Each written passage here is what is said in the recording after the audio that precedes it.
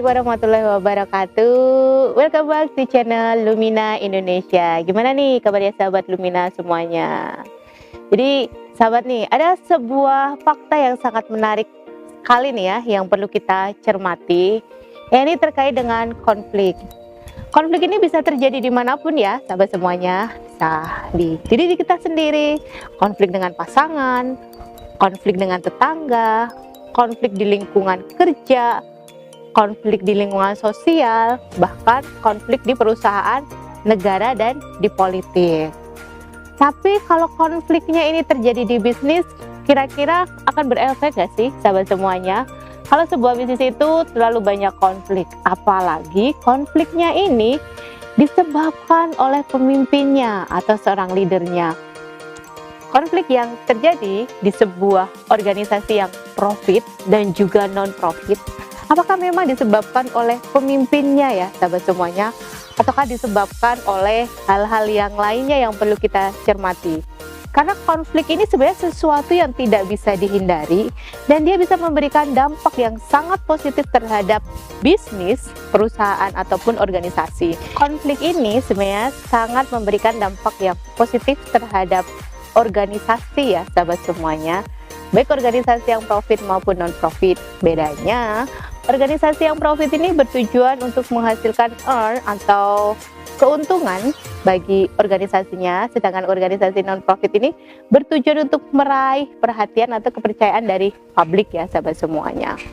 Tentu kita perlu mengetahui nih, apa saja sih penyebab konflik di dalam sebuah organisasi atau sebuah tim.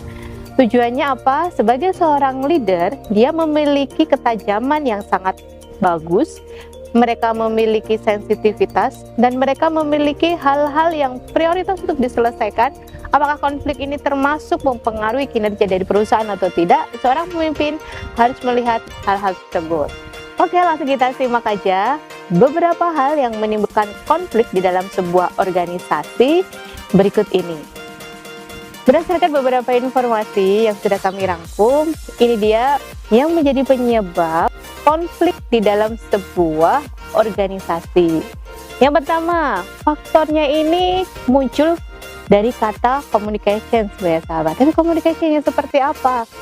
Ternyata perbedaan informasi yang diterima bawahan dan atasan, atau instruksi atau apapun itu jenisnya yang diterima oleh bawahan, itu bisa menimbulkan konflik ya sahabat semua. Jadi di sini yang perlu kita tekankan adalah bagaimana kita bisa menyampaikan informasi dengan jelas dan lengkap kepada bawahan ataupun juga kepada atasan. Miskomunikasi ini paling banyak sering terjadi.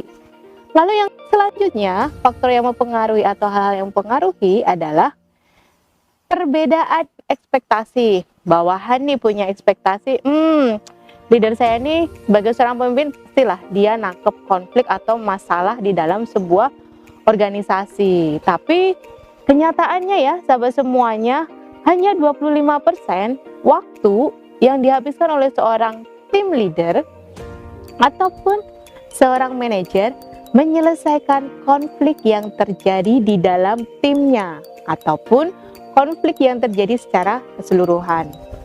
Jadi bisa dibayangkan ya sahabat semuanya, 25% itu angka yang cukup lumayan besar ya.